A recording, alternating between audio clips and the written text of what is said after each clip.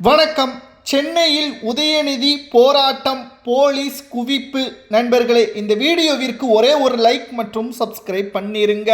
விவசாயிகளுடன் இணைந்து தாவேகாவின் அரசை எதிர்த்து உதயநிதி அவர்கள் கடுமையாக போராட்டத்தை நடத்தியுள்ளார். ஆனால் அங்கு கூட்டங்கள் கூடவில்லை.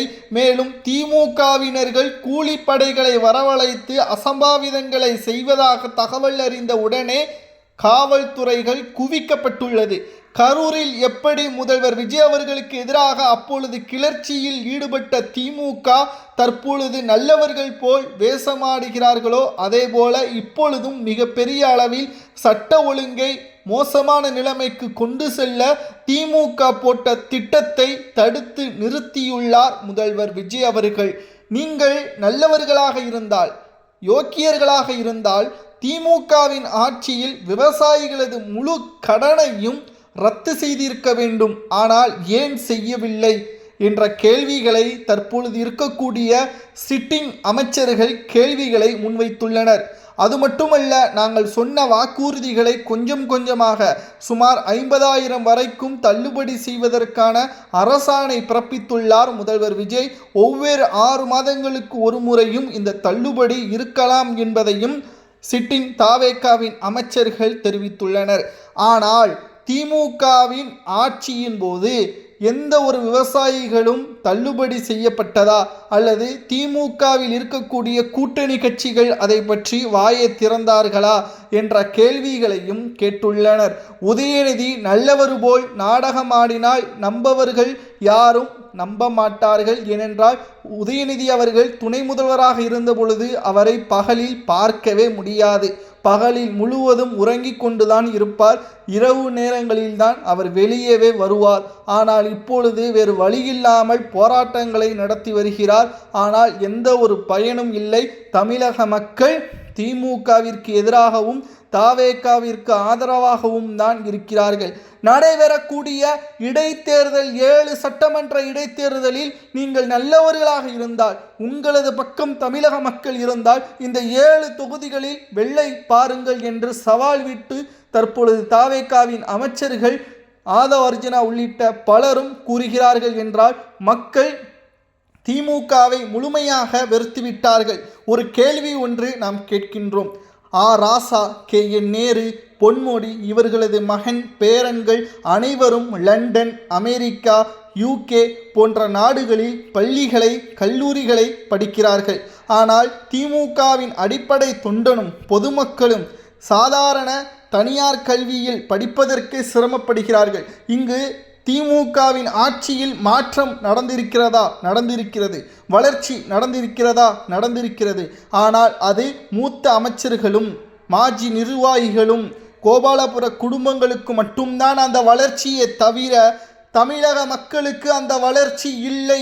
நீங்கள் எப்படி விவசாயிகளுக்கு ஆதரவாக போராட்டம் நடத்தலாம்? நீங்கள் சுயநலவாதி. ஆனால் தாவேகா அப்படி கிடையாது.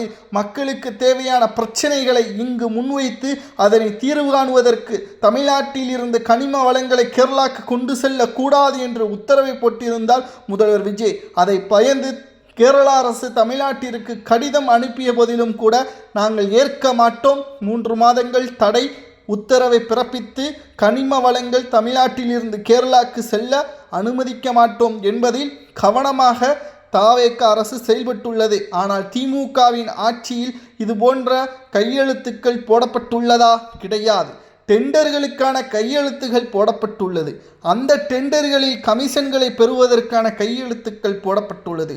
உதயநிதி அவர்களது நண்பர் சபரீசன் அவர்கள், உதயநிதியின் நண்பர்கள் ரித்தீஷ் அவர்கள், உதயநிதியின் நண்பர் முன்னாள் கல்வித்துறை அமைச்சர் ஒட்டுமொத்தமான ஊழல்கள் 100 கோடி வரைக்கும் கல்வித்துறையிலே ஊழல் செய்திருப்பதாக குற்றச்சாட்டுகளும் முன்வைக்கப்பட்டு வருகிறது.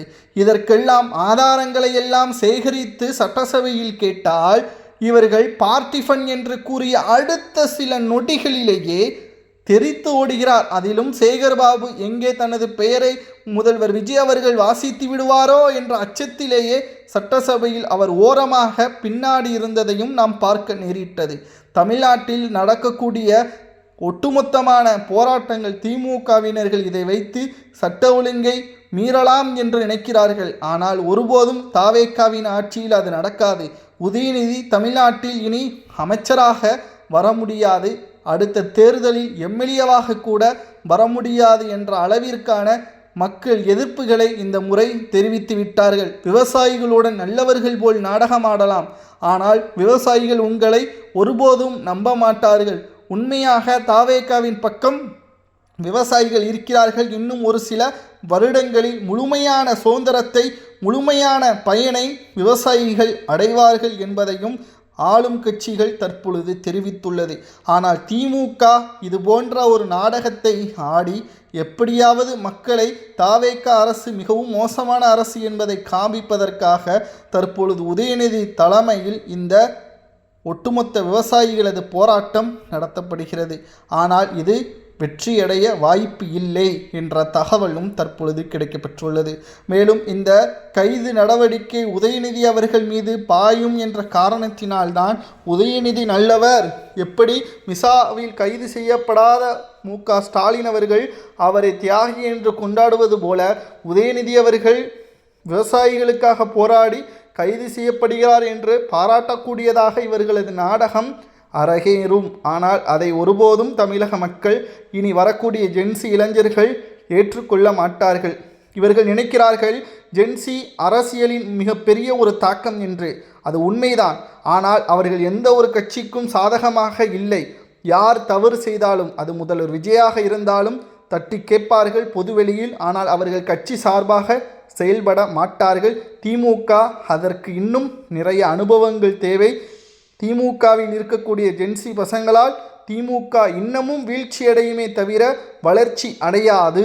உதயநிதி அவர்கள் தேர்தலில் தோல்வியடைந்த போது கண்ணீருடன் துர்கா ஸ்டாலின் அம்மையாருடன் கண்ணீர் விட்டு கதறி அழுதாரோ, அதேபோல இடைத்தேர்தலிலும் உள்ளாட்சி தேர்தலிலும் நாடாளுமன்ற தேர்தலிலும் கண்ணீர் விட்டு கதறி அழுவார்.